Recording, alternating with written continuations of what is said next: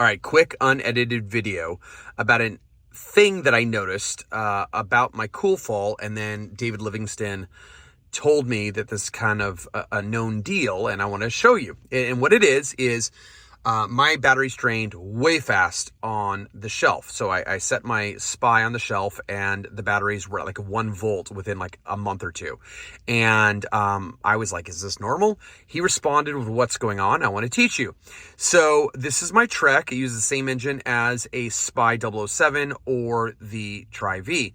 And let me turn the lights off for a second. And you can see the tritium in my light here, right? So I'll turn the light on, turn it off. Notice the tritium, the 2 slots, and notice that the emitter here is completely off. Okay, cool. Now, here's where the issue is. If you take the batteries out or take the cap off to program it and don't use the light, so I remove the cap and put it back on, the light will be in a higher power mode. It will not be slept, and that's what drains the battery. So let me show you. Let me set this camera down for a second. Okay, so I'll take the cap off. I know it's hard to see, but just trust that I'm doing this. So I've removed the cap. I'll put the cap back on. There we go. Flashes once. So now I was in position 0 the whole time. So I've never, I haven't turned it on, or I didn't go to a back door. But just imagine I charged the batteries, put them in, and put the cap on. Now watch this. See that?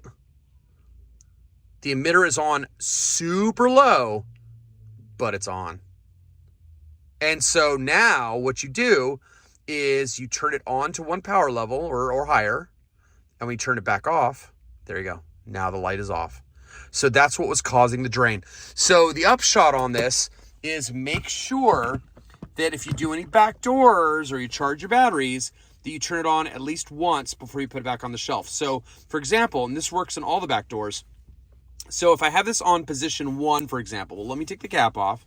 Just want to go on 1 more minute here and show you that if I go into back door 1 in order to change, the page modes here for the light, there we go. So you'll see that I'm in position 1, and watch, it'll flash once to show that I'm on, 1. Now, if I, let me turn the light off here. You can see that indeed the emitter is on and it's in a higher power mode. Now, you might say, well, that's because you're still in position 1. Well, watch, I will flick it to position 0. See, it's still on. So again, just go to any power mode, come back, and now it's off. So thanks, David, for showing me that. And I just want to get that info out there and put it on the internet so that if someone has the same problem, they don't think their light's broken. It's fine once you know. All right. Thanks for watching the channel, guys. See you later.